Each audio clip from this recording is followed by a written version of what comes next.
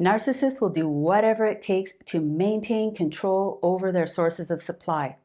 At all times, they are grooming new sources, hoovering old sources, and of course, messing with the minds of their current sources of supply.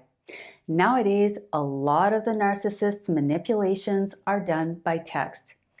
I'm Lise Leblanc, therapist, author, and life coach, and today I'm talking about 7 strange and selfish texting habits of narcissists, mostly in the context of a romantic relationship, but some of these toxic texting habits happen in other types of relationships as well.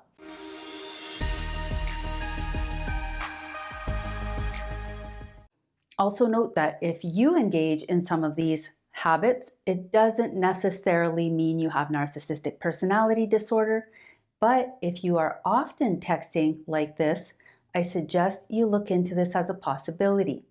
Okay, so number 1 is being love bombed by text. I'm sure you already know by now that love bombing is a classic manipulation tactic used by narcissists and other toxic people at the start of a relationship. This is where they bombard you with extreme displays of attention and affection, usually amazing sex, gifts, promises to make your life so much better.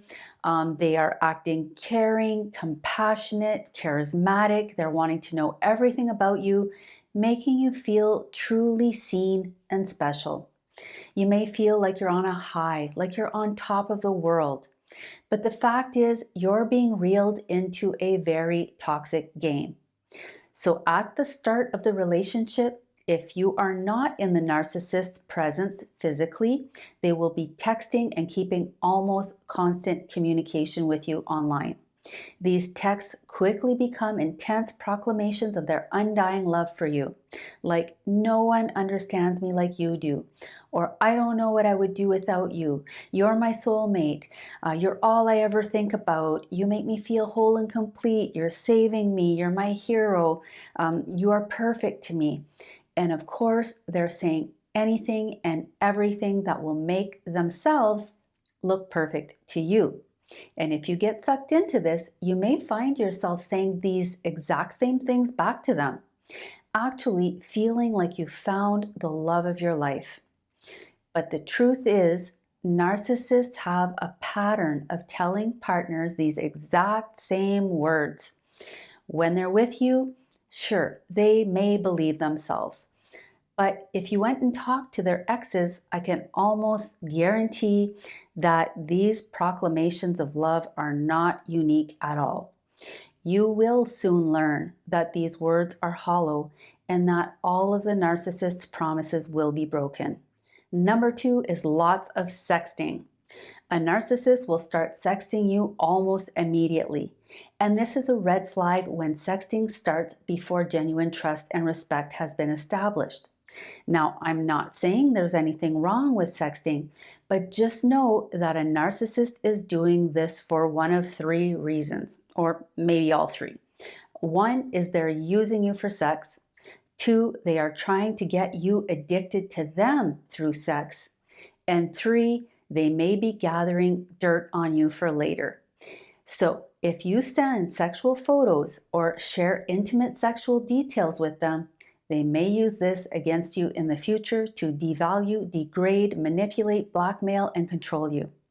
Sexting is one of their favorite addictive behaviors that they are likely doing with many others on the side. Whether it's done consciously or subconsciously, most of the narcissists' texting during the love bombing phase is for the purpose of hijacking your brain chemistry, specifically your rewards pathways, to get you addicted to them, and sexting is a great way to do this. Soon you will find that you can hardly think about anything else. You are addicted to the narcissist. You're hooked on your phone, waiting for their next text. There are no limits and no boundaries. It's like the drug dealer is giving you as much of your drug of choice as you want for free. But once the love bombing stage comes to an end, you'll feel the withdrawal, and it's typically quite an abrupt shift. Suddenly, you'll no longer be flooded with validating texts, Instead, the narcissist will be quiet, withdrawn. They become avoidant, not responding as quickly or definitely without the same level of intensity. So just quickly, before I get to the next toxic texting habit, let me just say that healthy relationships can also start out with a strong honeymoon phase where there's lots of texting and there's plenty of praise and validation, but it's not so constant that it's addictive, so much so that you can't even focus on anything else. Also, there's not an abrupt stop. Partners continue to text each other respectfully, even though it becomes maybe less as time goes on. Another thing is that they don't engage in the rest of these toxic texting behaviors. Number 3 is intermittent ghosting. So this typically happens once the narcissist has you hooked on them and they're no longer getting the same high from you. So they start pulling away. And so you go from receiving intense, constant texts to them leaving you on read. So they might send you a short morning text asking how you're doing. You might respond right away, but then they don't answer you for the rest of the day. When they come back, they have some lame excuse saying, they're busy at work or something. But the truth is they are losing interest, they're getting restless, and they're probably turning their attention to other sources of supply to get their rush. And if you ask them what's wrong, they'll invalidate your concerns or gaslight you. They'll tell you that you're overreacting, being insecure. They may use a very logical argument to convince you that you're being ridiculous or self-centered by not respecting that they have other priorities other than you. And you might be thinking, maybe I am being too needy, not taking into account the fact that they got you totally addicted to them and now they're pulling the drug away. This pattern of intermittent ghosting will start happening more and more frequently. Sometimes you might know they're online and they're just ignoring you.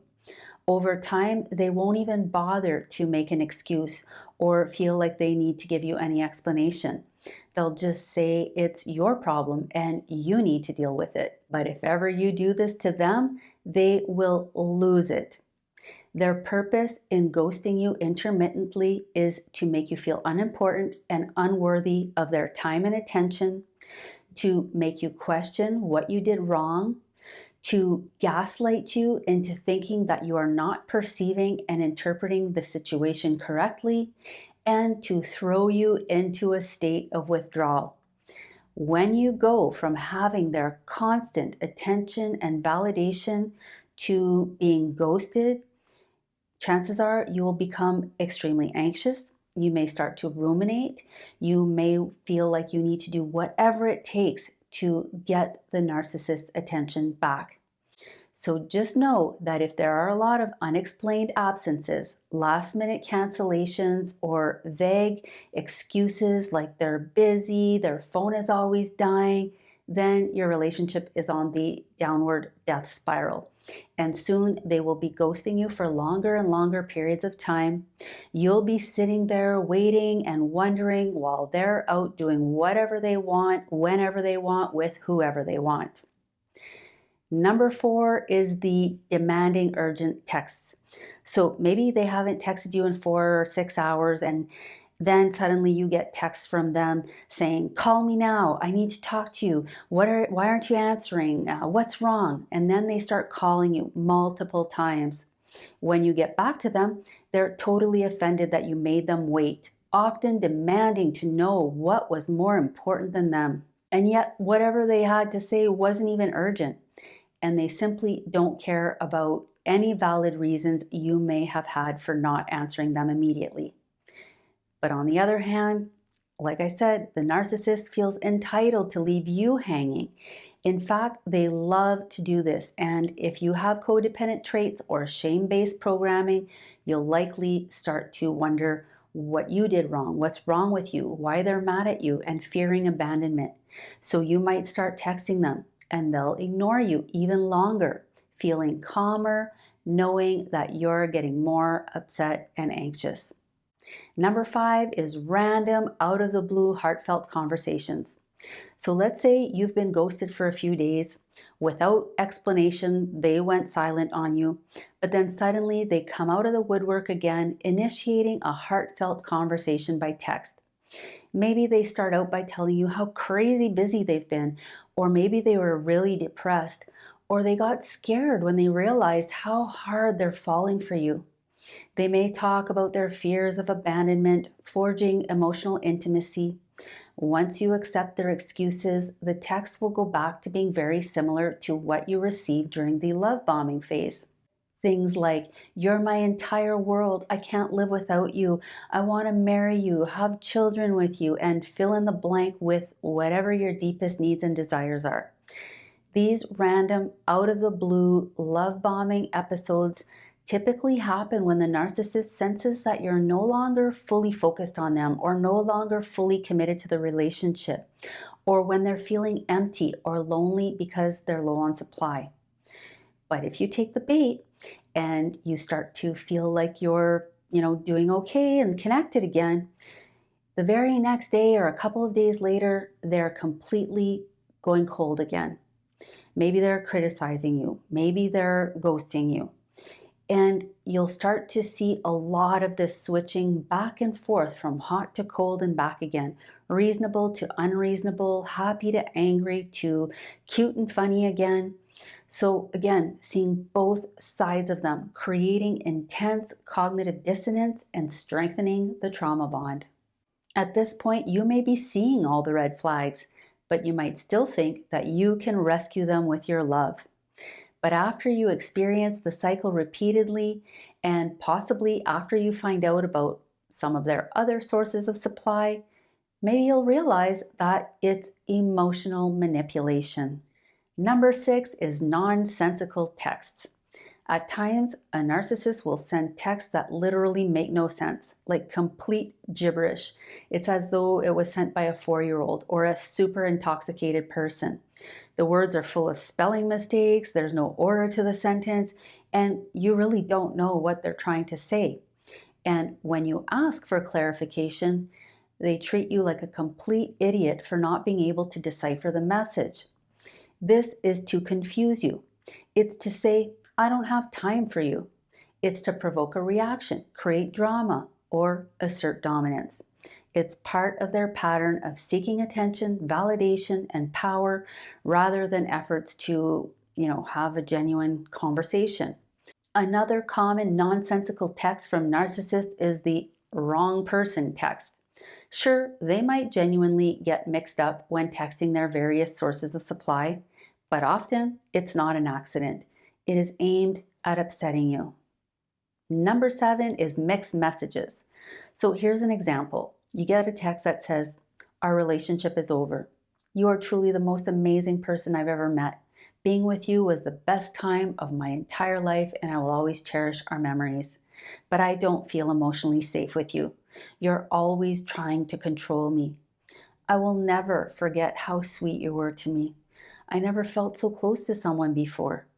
We want different things, and I'm sorry, but these are my boundaries. You are so special, and I truly love you. It's unfortunate that you drove me away. I wish you peace and happiness." So it's confusing. Okay, so these are some of the types of texts you may get from a narcissist. And keep in mind that not all narcissists will use these texting tactics all of the time. But when they do, it's about control and it's about their fear of rejection and abandonment. If you're always around waiting for the narcissist's breadcrumbs, think of it as being their convenience store that's open 24/7. They're probably getting most of what they need elsewhere, but it's still convenient to have you around if, you still serve some purpose like supplying money, resources, attention, validation, services, or maybe simply to make them look or feel more normal. In this case, they will likely keep you around for a while and continue to manipulate and psychologically abuse you. If you're allowing yourself to be their servant, pet, punching bag, or backup plan, then consider talking to a mental health professional in your area to help you figure out how to regain your dignity and your self-respect. If you found this video helpful, please like, comment, subscribe, and stay tuned for part 2 of this video. To learn more about the toxic tactics of a narcissist, please click on the link above.